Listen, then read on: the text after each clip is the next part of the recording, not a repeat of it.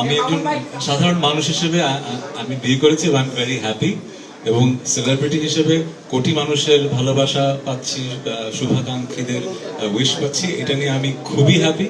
দ্বিতীয় বিয়ের পর গণমাধ্যমে এভাবেই সুখী জীবনের গল্প শুনিয়েছিলেন সঙ্গীত শিল্পী তাহসান, যদিও বেশি দিন স্থায়ী হয়নি তার এই সুখ।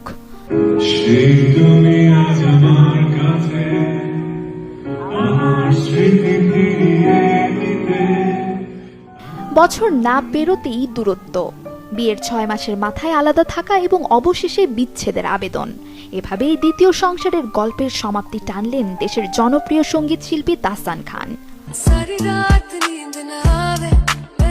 আমেরিকান বেজ মেকআপ আর্টিস্ট রোজার সাথে মালা বদল করে 2025-এর শুরুতে যেভাবে চমকে দিয়েছিলেন তাহসান, তেমনি 2026-এর শুরুতেও বিচ্ছেদে খবরের শিরোনামে তিনি।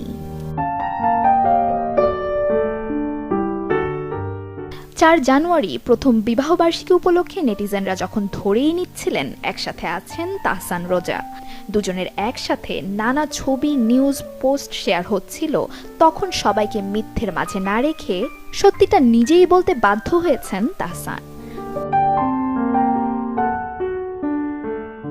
গায়ক নিজে এই বিচ্ছেদ প্রসঙ্গে বেশি কিছু না জানালেও জানা গেছে 2025-এর জুলাই থেকেই আলাদা থাকছেন তাহসান রোজা।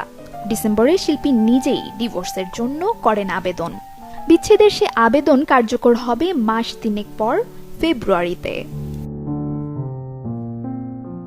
শোবিজের বহুল আলোচিত এই বিয়ের বিচ্ছেদের পেছনে আসল কারণ কি, এমন প্রশ্ন যখন ভক্ত সাধারণের মনে, তখন তাহসানের ঘনিষ্ঠ সূত্রের মতে মেয়ে আয়রার জন্যই এমন সিদ্ধান্ত নিয়েছেন শিল্পী।